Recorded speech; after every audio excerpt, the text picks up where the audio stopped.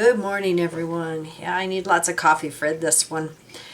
I also have the December Elders letters, so I want to thank John and the Underground Ghost, everybody, for sending me this information. Very much appreciated.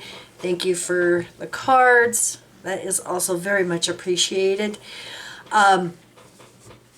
So a JW Elder has gotten 3 years for abusing a woman. And when you read the article, I'm not going to do details, but when you read the article, it started when she was a child. Well, I'll just read part of this article. Jehovah's Witness elder jailed for 3 years for sexual abuse. Ireland. A woman who was abused by Jehovah's Witness elder in County Mayo has told the court that he destroyed her childhood, adulthood, motherhood, and her whole life. Jorge Perez, 62, of Monastery Heath Court, Clondalkin, Dublin, was handed a 3-year jail sentence at a sitting of Castlebar Circuit Criminal Court. The court heard that Perez was disfellowshipped from the Jehovah's Witnesses or removed from the congregation after the abuse came to light. He pleaded guilty to 3 counts of sexual assault and 1 of attempted sexual assault at an address in County Mayo on dates between December 2000 and February 2003. The complainant, who can't be named to protect her anonymity, was aged 6 or 7 when she was first abused by Perez. Judge Eoin Garavan said the abuse inflicted by Perez during the victim's childhood in a different jurisdiction was not the subject of this case, but was a hugely aggravating factor. The judge said Perez had committed acts of evil on the background of historic abuse and that he had exploited his dominant position of trust within the Jehovah's Witness community. He set a headline sentence of 6 years and noted that the victim was heavily pregnant when Perez attempted to assault her in the last offense, which was another aggravating factor. So the poor woman's heavily pregnant and he tries to abuse her again. Yeah, a lot of this wasn't abuse, it was actually rape. Citing mitigation, Judge Garavan reduced the headline sentence to 4.5 years in prison with the final 18 months suspended. The judge said there was a Jekyll and Hyde element to the case, noting Perez's absence of previous or subsequent offenses, his employment as a cashier for 25 years, and his stable marriage for 40 years. In a victim impact statement, which she read aloud in court, the woman said that Perez had ruined her life and destroyed her chance to grow up safely, free from shame and fear. I was hardly old enough to learn how to read when you began abusing me. I trusted you. You should have protected me, she read. The woman said the anger Perez caused her has resulted in high blood pressure, kidney failure, and a deep sense of shame and embarrassment. You are the one that should be ashamed. You robbed me of innocence, happiness, and peace, said the woman, saying she cannot remember ever feeling happy. In the statement, the woman described how the abuse had damaged her relationship and her own daughter made her feel betrayed by others who had sided with Perez, whom she described as a monster and a predator. This time, I am taking back control, the woman said. You will not live in my head any longer. Good. And the judge thanked her for her courage. Yeah, it's people like this that are our heroes, for coming forward. Because even though the elders and the organization and the circuit overseers tell them to be quiet and threaten disfellowshipping them and shunning and weaponizing their family against them, and discrediting them and lying about them, they have the courage to come forward. So, thank you. All of these victims deserve a lot of support and love because, it takes a lot to come forward. And then there's another article here, and I'm going to put the link down below to these articles. This is from the Connaught Telegraph. Woman's life destroyed by sexual crimes of monster. Mayo court told. Basically the same story, but what a monster. What a monster.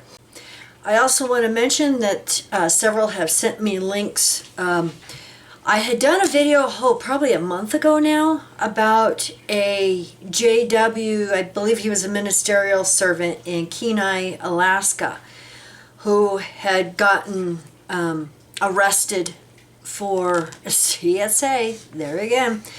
But anyway, apparently he was sitting in jail and he committed suicide. So he's gone. That predator is gone.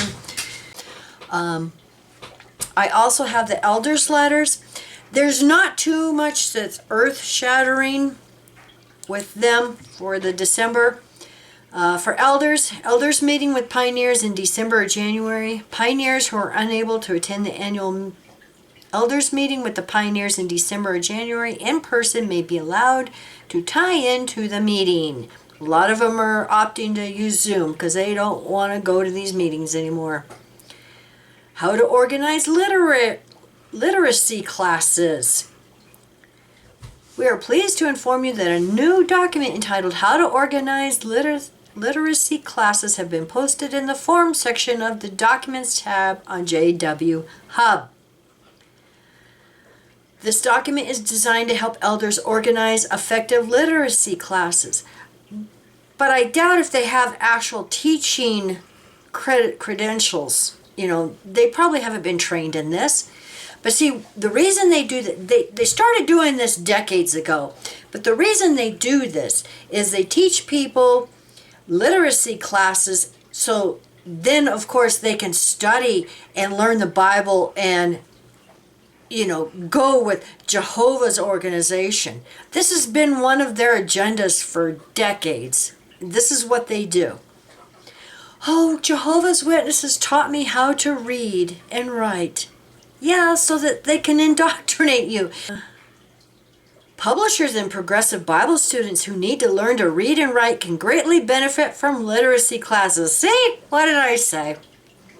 However, some may not see the importance of reading, while others may find it difficult to attend classes due to distance, time, or other priorities. We appreciate your loving efforts to help such ones improve their reading and comprehension skills despite such challenges. Only for elders in the Central Europe Branch Territory.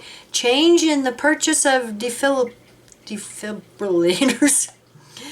Up to now, it has been possible in Germany, Austria, and Switzerland to obtain automated external defibrillators for Kingdom Halls through a supplier agreement. From now on, no new AEDs will be purchased in the branch territory unless required by government regulations. Necessary maintenance components for AEDs already installed, such as batteries and replacement pads, will continue to be available in Germany, Austria, and Switzerland through a supplier agreement. And then they have the forms for how to organize literacy classes. And I did find it interesting. They say that if it's a minor, that a legal parent or legal guardian should be there.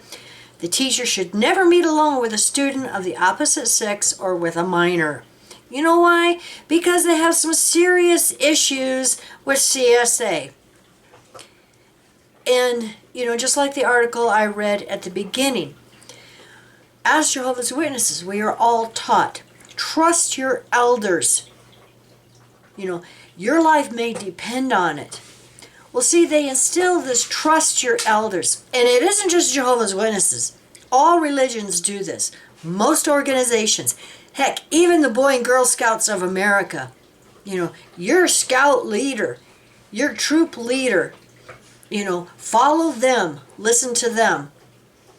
Elders, your life may depend on obeying the elders, even if it doesn't seem logical from a human standpoint. See, they indoctrinate, they put that in your mind that these are people in a position of trust.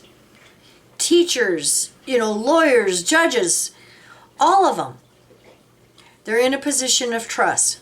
Police officers. See, when you're in that position of trust,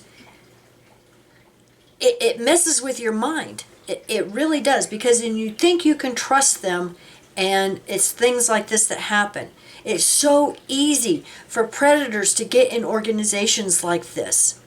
And not just organizations, communities. Look at all of the communities worldwide. It's so easy for these predators to get in and take advantage of vulnerable people. Even in the XJW community, Mike and I have been warning everybody for 13 years now. There are predators within this organization. Be careful. Know who you're giving your information to. There are predators even in this XJW community. So anyway, and be careful of anyone who makes claims that they can help you. I know several years ago someone who claimed to be a child abuse advocate, and a lot of abuse survivors went to them and wanting help, and all they did was get their stories to put on their website, very graphic stories to put on their website, and they did nothing to actually help the survivors. So just be careful of anyone offering help. Mike and I have always tried to help as much as we can, but it's gotten to the point to where we have no training. We don't have resources to really help anyone. And, all of these personal stories, they should be told to a lawyer. Find an attorney in your local area or on TV and check their credentials. Make sure they have actually won cases of child abuse in their past. Don't get a newbie that's never tried an abuse case before. So just do your research. That's all we can say. So thank you for watching, and we hope you have a wonderful weekend. Bye.